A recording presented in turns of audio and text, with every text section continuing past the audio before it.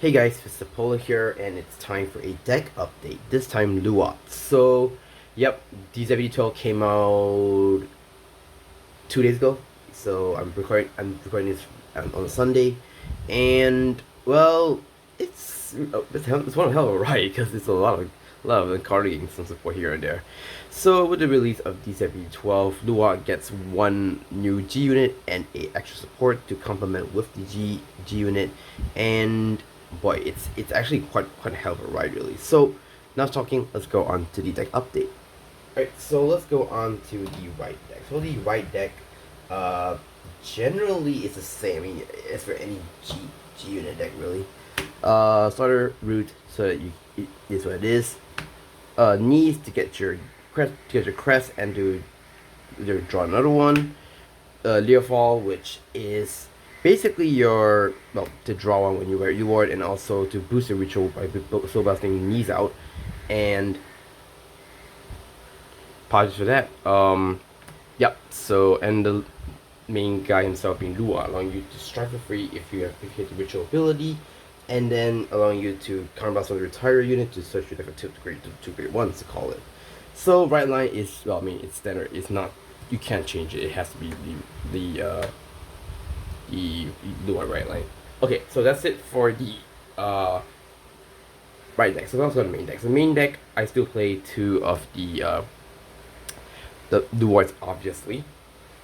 You still play two Salt and Clouds because you can't really play the Strike Fodder from for the Super Grade Force really, but in general, this is better because it's a ritual card. It allows you to, you can strike for free. I mean, you can strike to draw one, but mostly use an attacker, to be honest. And there's that. And my other great trade run. I know this is a little bit of a hot take, but I'm just trying this out. I'm playing two of the Luard orders. So usually I don't use this much, other than just using it to get the power when I call some units. Very rarely I'll use it to start the first turn really, so it really depends. So there's that. And let's go on to grade 2s. The grade 2s, I run for Marfessa. I mean, it's your multi-attack enabler for the deck, so you have to run her and she allows you to become a grade 1 and drop. And I should be running 4 of this, but I'm just free for now, so I free Dara. So Dara is basically your Stealth Paladin Searcher and a 20 attacker if your Vanguard is a Shadow Paladin. That's spell casting 1. So here's one thing I made. I play 2 Maple now. So the reason why I'm playing 2 Maple is because Ogma in the G zone requires sorry, not require, but rather to when you want to pop off Luard's retire skill, you have to use Maple when you're trying to do Ogma. So you cannot use Leofall to revive himself to kill him and then kill himself just to get the Luard strike skill, because Leofall so specifically requires a Luard Great Force to be stored upon Luard. So that's the reason why I play 2 Maple. So in the case that, I mean, even then, like, it's a free body. You don't have to discard anything other than not like Leofall. You need to discard one to call him back. But Maple is just meaning just retire for it, just to put it simply. And for the grade 1s, I run for Abyssal Owl. It's just your current strategy deck / your Luard Searcher for your Drex Strider. False MES because you need to build your board by looking at top 2. And I play 2 Luminosity Wizards because it is, well, since Ogma does require soul, you do need to soul charge a bit, and it also is, well, a 18k body when you call by the Ritual ability. And I play 2 Painkiller Angels. So ideally I would want to play Dissection Angel, but that thing's like cost an arm and a leg. I'm not gonna bother going and get that or something I don't want to invest heavily into. So I play 2 Painkiller Angels just for the draw power and also to boost the ritual. And here is the new support, which is Famna. So Famna's skill continuous armor circle GB2. Yeah, GB2. Ritual 5. For this turn, this unit gets +5 on power and cannot be chosen by your opponent's abilities.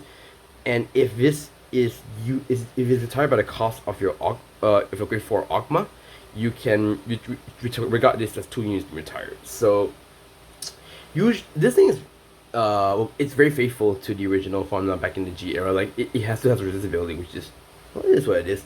Formula, I think, is just mainly there just as a 13k body / food for Ogma. if you really want to reduce it, I think 2 is honestly fine. I mean, I would rather play 2, but quite frankly, there's a lot of space. I'm gonna have to play that in the time being. So I think Farm Now 3 is okay as of now. So I've took out 3 games compared to Farm Now, so there's that, just to get real. Alright, I play 4 of the effect PGs, the startup PGs. Ideally, one of them being Elementaria, and for the triggers, I've changed a bit. So I've got the new OT from the set. Basically, it is the green OT. So his skill, choose when you're attacking units, and for the battle, this unit gets a crit and a drive. So it's just mainly for experimentation, because I think it would be funny if I do drag strider, I can just, 4 drives, and if I do check it, 5 drives. So it becomes a quintet drive in one point of time. So yeah, I'm just testing it out, just trying to see how it goes. So the triggers are unchanged. I play 8 crits, 3 effect draws, 4 vanilla heals, and that's it for the main deck. Now let's go into the G zone. So the G zone, I mean, it's just you just add on to what just the 4 Ogmas. So yep, 4 drag drivers, just because it's your first strike, and you mainly want to flip up your Ogma to when you go into drag driver. So you play 4 drag striders, which just means it's your finisher, obviously, and the new guy being Ogma. So Ogma skill, act on Vanguard skill once per turn, GB free, ritual 5. So plus 1, choose up to 5 rearguards that are different from each other and retire them. And for each rearguard you retire, your opponent chooses 1 rearguard and retire it. If you retire 3 for the cost, you draw 1. And for this turn, this unit gets auto Vanguard circle. When this unit attacks, you counterblast 1. Choose a rearguard and choose a rearguard in this Vanguard, and he gets for 5 power. And you stand the rearguard when it attacks. So yeah, I believe that's how it goes. But generally, it is a Vanguard. It is a semi multi-attacker in a way, because it does have a multi-attack in a sense. You can go up to 6 attacks with Ogma. My only issue is that it does burn a lot of counterblast. So this is why I've been like emphasizing, if you can afford more, go get this such engine, replace it with a painkiller. But yeah, having 6 attacks means it's gonna be a very, very resource heavy deck, which is why I play 2D orders, just in case if I really want to ease the burden of the counterblasting, then that's the way to go. So yeah, I mean, that's pretty much it. I mean, that's nothing much to say here, but not really much has changed. I've just done some minor changes here and there, and then generally the gameplay it is what it is. But anyways, that's it for my deck update. So thank you guys for watching. If you do like it, do like, share, comment, subscribe. Stay tuned for more videos, and I will see you in the next video. Peace.